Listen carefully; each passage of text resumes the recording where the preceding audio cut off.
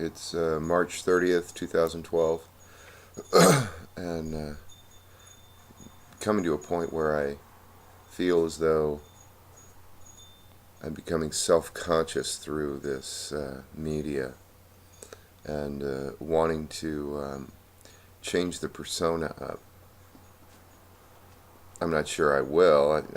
I'm not really called to it, changing the mask I wear. Um, but I'm aware of it. I'm aware that you can change the mask and produce different results. Uh, but yeah, I feel effective in what I'm doing, and so the ornamentation of a more elaborated persona is secondary, not primary, for me at this time. So this morning I went through Signs of Intelligence. One of my elders gave me this that I'm working with. And so, I leafed through it. I didn't read every word. And I brought it up the other day how basically it comes down to, I quoted it the other day, it comes down to definitions and how you can change the definitions of terms for your own ego-centered self-aggrandizement. And it's basically turning a negative into a positive kind of thing. That which doesn't affirm us, we can change its definition into something which does affirm us. And then we protect ourselves from the life negating aspect that is part of life into a life affirming aspect. And I think this has to do with free will and choice. They bring it up. They bring up free will. And they bring up chance because it's basically about intelligent design and science, definitions of science, and Darwinian evolution. And as I read on, I realized that all of the people have a very strong stance and posture in relationship to the topic that they're talking about, which makes sense. It gives a dynamism, an activity, a goal to be achieved, a direction. And, I understand that in opposition to that is directionlessness, not having a goal, being purposeless. Um, and so I can see the activity in it, the dynamism. But it seemed so, it just seemed like an argument to me. And, arguments, they're part of life, but I look at their productivity. What's the point? And I see that these things grow over a long period of time. People's minds are changed over a long period of time, and but I also see that what really predominates is what's popular at the time. And what's popular is what we can get away with. We tend towards pleasing experience. And if we can get away with as much pleasure as we can, then we do. And as far as what works or what doesn't work, that really is beyond us. It either works or it doesn't work. So we can pose all these arguments and set ourselves up in opposition to other perspectives.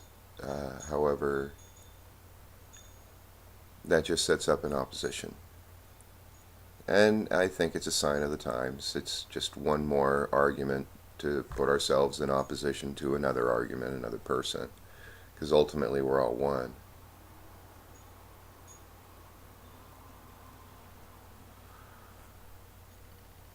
And then I uploaded the latest short little lecture, half-hour lecture on a chapter of Oswald Spengler by John David Ebert,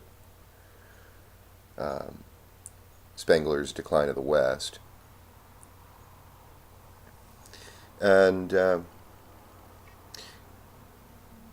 John admitted that that this is one of his favorite chapters, and he got into the evolution of the village into the city, or village into the town, into the city, and then into the megalopolis, Spengler calls it. And I was thinking about my father and how he's built his home compound, and he's got these multiple outbuildings and couple the main house, and then the home for the building for celebration, and then a third small home for like an in-laws quarters for those they help. And I was thinking back of my studies about the hacienda that his mother came from, and the structure of the hacienda, and how it's centered around the church. They built a church, and church is always a place of worship was always included,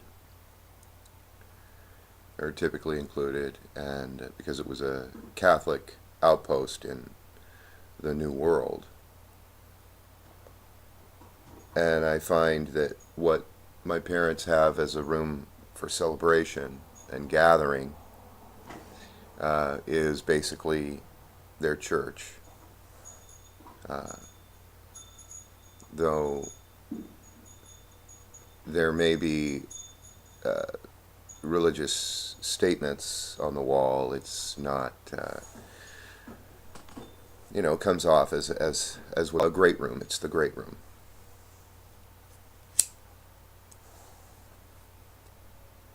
But I remember moving up to where they're at. They're in a very rural area, an unincorporated part of the city, so to say. Sacramento, when they have crimes occurring in certain areas, they call it the non-incorporated. It occurred in a non-incorporated part of the city, kind of thing. So it reminded me of this primitive village kind of perspective or picture.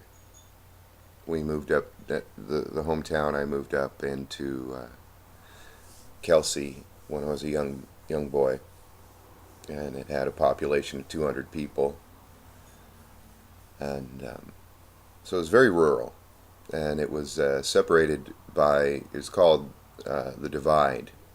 It's divided by the north and middle forks of the American River and the south fork of the American River. So you have to go down this large ravine.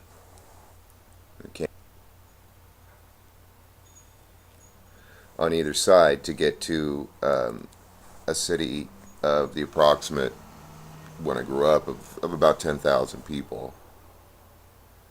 It took about 20 minutes or so, 15-minute drive, and so we were pretty out in the boonies, so to say. And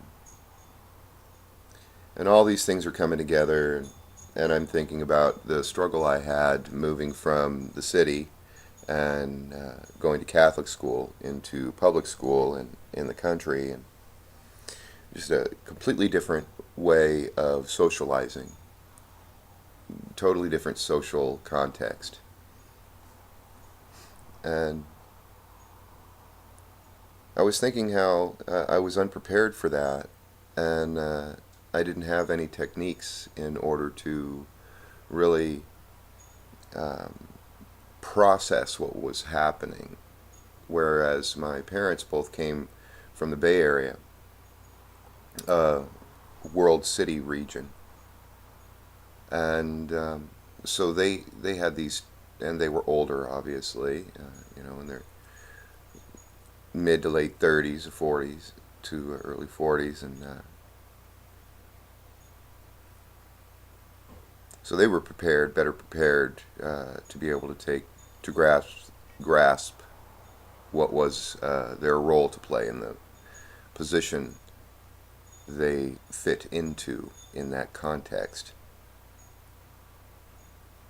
And I'm realizing, I just dove in and I integrated the context that way by just becoming part of it. And in the village view of Spengler, it's something that's permeated with something he calls Dasein, or an undeveloped consciousness. It's very primal, or the instincts guide. And the interesting part is that, we were much closer to nature. Nature was our environment. I had to ride my bike 2 miles to see my closest friend. I